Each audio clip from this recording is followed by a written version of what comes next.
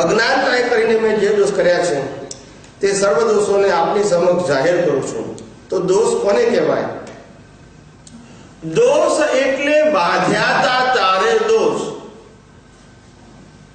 ભોગવીએ તારે દોષનું ફળ. શું કીધું? રામ વનવાસ ગયા તારે દોષ નતો કર્યો, એ દોષનું ફળ છે. મહાવીરે કાનમાં ખીલા ઠોકાયા તારે દોષ નતો કર્યો, એ દોષનું ફળ છે.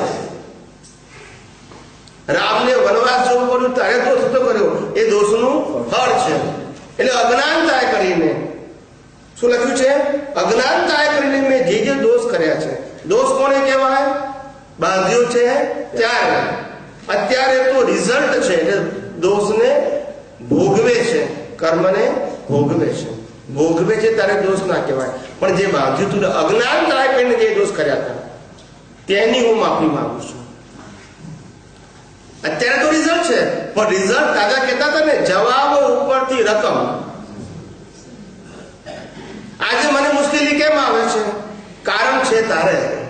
આજે તો ઇફેક્ટ છે, પણ કોઝ વગર ઇફેક્ટ આવે તો હું કારણનો નાશ કરવાની વાત કરું છું. કે છે શું કે છે? કાર્યનો તો નાશ થાય નહીં, એ કુદરતી રચના છે, પણ કારણનો નાશ થઈ શકે. એટલે કે નવી ભૂલનું સર્જન ના કરે.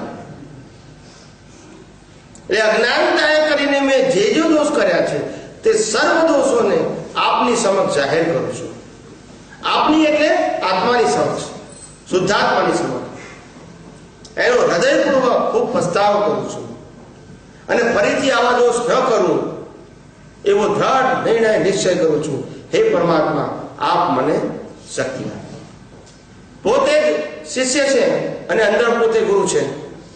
ગુરુ અંદર છે, શિષ્ય બહાર છે. મન વચન કાય શિષ્ય છે અને પરમાત્મા એ ગુરુ છે. અને પરમાત્મા અને પ્રકૃતિની વચ્ચે જે પ્રતિષ્ઠિત આત્મા છે એ શિષ્ય ભાવ વ્યક્ત કરે છે.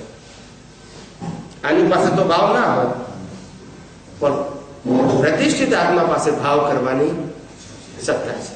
આત્મા પાસે નથી અને પ્રકૃતિ પાસે પણ નથી. ચરણ વિધિમાં આ જગતના